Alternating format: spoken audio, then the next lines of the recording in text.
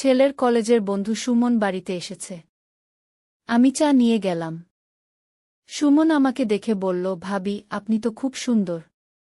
রাহুল ভাই খুব ভাগ্যবান। আমি লজ্জা পেয়ে গেলাম। ছেলে সাথে সাথে বলল, হ্যাঁ সুমন, এ আমার প্রাইড। আমি গর্বিত। আমি চমকে গেলাম। সুমন চলে যাওয়ার পর আমি জিজ্ঞেস করলাম, তুই কেন ওকে বলিসনি আমি তোর মা? সে আমার পাশে বসে বলল, কারণ আমি লজ্জা পাই মা। তোমার মতো সুন্দর একজন নারী আমার মা, এটা বলতে অদ্ভুত লাগে।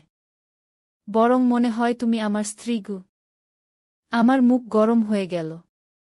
কি বলছিস তুই? সে আমার হাত ধরে বলল, মা, আমি সত্যি গর্বিত তোমাকে নিয়ে।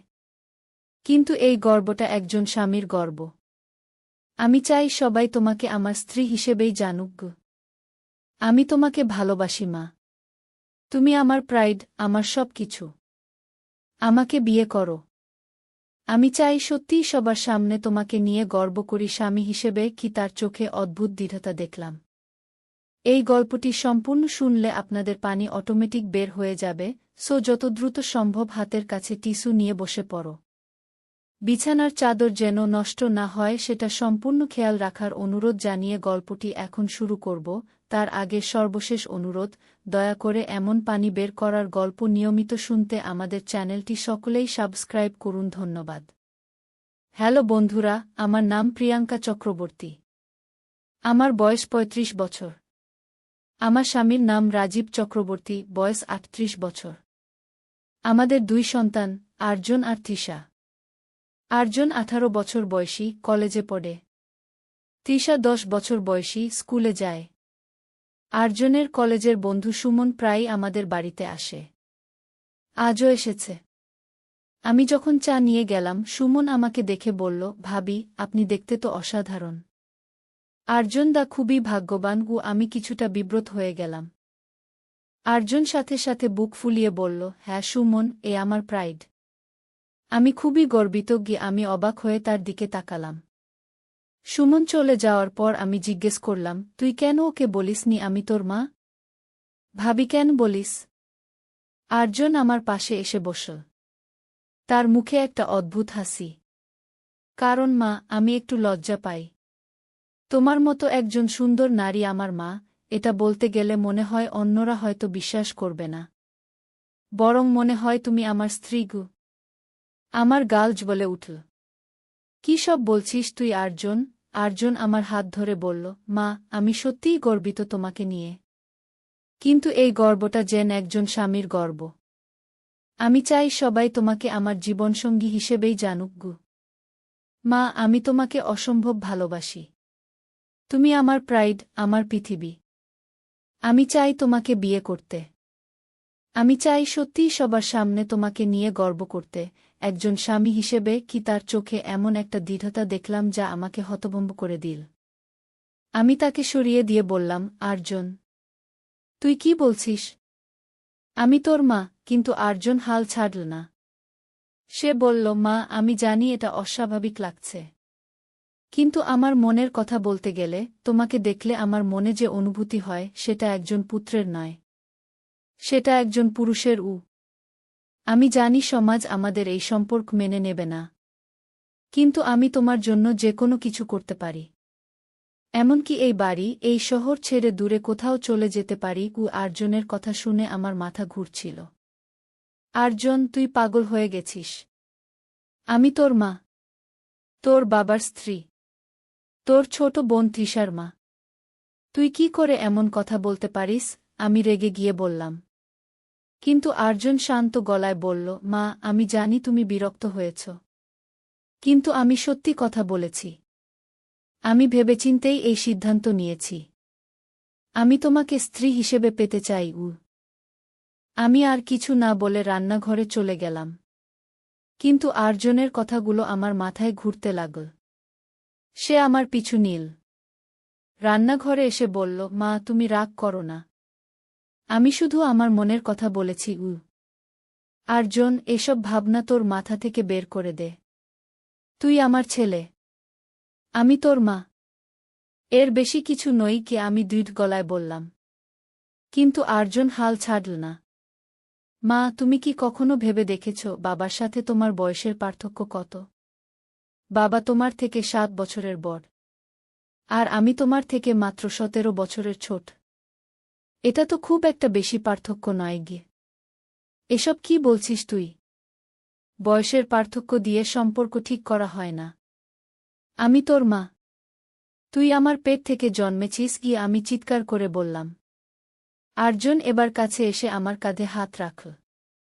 মা, আমি জানি এটা কঠিন।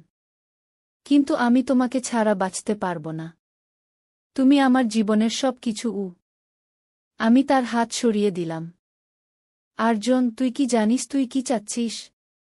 তুই চাচ্ছিস আমি তোর বাবাকে ছেড়ে তোর সাথে চলে যাই? তোর ছোট বোনকে ছেড়ে? হ্যাঁ মা, আমি ঠিক তাই চাই। আমরা দূরে কোথাও চলে যাব। নতুন জীবন শুরু করব। আমি তোমাকে খুশি রাখব। আর্যনের কথায় আমি হতবাক হয়ে গেলাম। তুই পাগল হয়ে গেছিস আর্যন। এসব ভাবনা তোর মাথা থেকে বের কর বলে আমি সেখান থেকে চলে গেলাম। কিন্তু সেদিন রাতে ঘুমোতে পারলাম না। আর্যনের কথাগুলো বারবার মনে পড়ছিল। আমি ভাবছিলাম কিভাবে একটা ছেলে তার মায়ের প্রতি এমন অনুভূতি পোষণ করতে পারে। পরের দিন সকালে আর্যন আবার আমার কাছে এল। মা, তুমি গতকাল রাতে ঘুমাতে পারোনি। আমি জানি আমি অবাক হয়ে জিজ্ঞেস করলাম, তুই কিভাবে জানলি? আমিও ঘুমাতে পারিনি। তোমার ঘরের সামনে দাঁড়িয়েছিলাম। দেখেছি তুমি বারবার পাশ ফিরছিলে। আর্যনের কথায় আমি আরও অবাক হলাম। আর্যন, তুই কি সত্যিই মনে করিস আমি তোর এই প্রস্তাব মেনে নেব? আমি জিজ্ঞেস করলাম। মা, আমি জানি তুমি এখনই রাজি হবে না। কিন্তু আমি অপেক্ষা করব। যতদিন লাগে ততদিন। আর্যনের দৃঢ়তা দেখে আমি বুঝলাম সে আসলেই গুরুতর। আর্যন, তুই কি জানিস এর পরিণতি কি হতে পারে? সমাজ আমাদের কি চোখে দেখবে? আমি জিজ্ঞেস করলাম। মা, সমাজের কথা ভেবে কি আমি আমার সত্যিকারের অনুভূতিকে দমিয়ে রাখব? আমি তোমাকে ভালোবাসি। এটাই সত্য। আর্যনের কথায় আমার মনে একটা দোলাচল শুরু হল। কিন্তু আর্যন, আমি তো তোর বাবাকেও ভালোবাসি। তৃষাকেও। কিভাবে আমি সবাইকে ছেড়ে যাব? আমি বললাম। মা, তুমি কি বাবাকে সত্যিই ভালোবাসো? নাকি অভ্যাসে চলে যাচ্ছে? আর্যনের প্রশ্নে আমি চুপ হয়ে গেলাম। সত্যি বলতে কি, রাজীবের সাথে আমার সম্পর্ক এখন আর আগের মতো নেই। শুধু সংসার চালানোর জন্যই যেন চলছে। দেখ মা, তুমি এখনো যুবতী। তোমার জীবন উপভোগ করার বয়স। কিন্তু এই বাড়িতে তুমি শুধু একটা গৃহিণী হয়ে আছো। তোমার স্বপ্ন, তোমার ইচ্ছা কিছুই পূরণ হচ্ছে না। আর্যনের কথায় আমার চোখে পানি এসে গেল। সত্যি বলতে কি, আর্যনের কথায় কিছু সত্যতা আছে। আমি সত্যিই অনেক স্বপ্ন নিয়ে এই সংসারে এসেছিলাম। কিন্তু সবই ঘর সংসারের ঝামেলায় চাপা পড়ে গেছে। মা, তুমি যদি আমার সাথে চলে যাও, তাহলে আমি তোমার সব স্বপ্ন পূরণ করব। তুমি যা চাও তাই করতে পারবে। আর্যনের কথায় আমার মন নড়ে উঠল। কিন্তু হঠাৎ আমার মনে পড়ল তৃষার কথা। আর তৃষা? সে কি হবে? আমি জিজ্ঞেস করলাম। তৃষাও আমাদের সাথে যেতে পারে। আমি তার দেখাশোনা করব। আর্যনের জবাব। কিন্তু তৃষা কি ভাববে? তার মা তার দাদার সাথে পালিয়ে গেল। আমি বললাম। মা, আমরা তৃষাকে বুঝিয়ে বলব। সে বুঝবে। আর্যনের আত্মবিশ্বাস দেখে আমি অবাক হলাম। এরপর কয়েকদিন আর্যন আমাকে বোঝানোর চেষ্টা করতে লাগল। প্রতিদিন নতুন নতুন যুক্তি দিতে লাগল। আর আমি ধীরে ধীরে তার কথায় প্রভাবিত হতে লাগলাম। একদিন আর্যন আমাকে বলল, মা, আমি জানি তুমি আমাকে ভালোবাসো। কিন্তু সেই ভালোবাসাটা শুধু একটা মায়ের ভালোবাসা। আমি চাই তুমি আমাকে একটা পুরুষ হিসেবে ভালোবাসো। আর্যন, এসব কথা বলো না। আমি তোর মা। আমি বললাম। মা, তুমি কি কখনো আমাকে একটা পুরুষ হিসেবে দেখেছ? আর্যনের প্রশ্নে আমি লজ্জা পেয়ে গেলাম। সত্যি বলতে কি, আর্যন এখন অনেক পরিণত হয়েছে।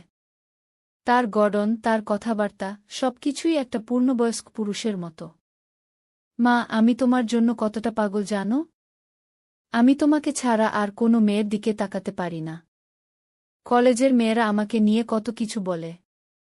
কিন্তু আমার কাছে তারা কেউই তোমার মতো সুন্দর লাগে না। আর্জনের কথায় আমার গাল লাল হয়ে গেল। আর্জন, তুই এসব কথা বলিস না। আমার লজ্জা লাগে আমি বললাম। কেন মা? লজ্জার কি আছে? আমি তো সত্য কথা বলছি। আর্জন আমার কাছে এসে বসল। মা, তুমি কি জানো আমি রাতে কি করি? তোমার ছবি দেখে দেখে তোমার কথা ভাবি। তোমাকে নিয়ে স্বপ্ন দেখি। আর্জনের কথায় আমার বুক দুরুদুরু করতে লাগল। আর্জন, এসব কথা বলো না। আমি মাথা নিচু করে বললাম। মা, আমি জানি তুমিও আমার প্রতি কিছু অনুভব করো। তোমার চোখে আমি দেখতে পাই। আর্জনের কথায় আমি চমকে উঠলাম। সত্যি বলতে কি, আর্জনের কথা শোনার পর থেকে আমিও তার দিকে একটু অন্যভাবে তাকাতে শুরু করেছি। তার কথাবার্তায়, তার আচরণে একটা পরিণত পুরুষের ছাপ দেখতে পাচ্ছি। মা, আমাকে একবার সুযোগ দাও। আমি প্রমাণ করে দেব যে আমি তোমাকে কতটা ভালোবাসি। আর্জন আমার হাত ধরে বলল।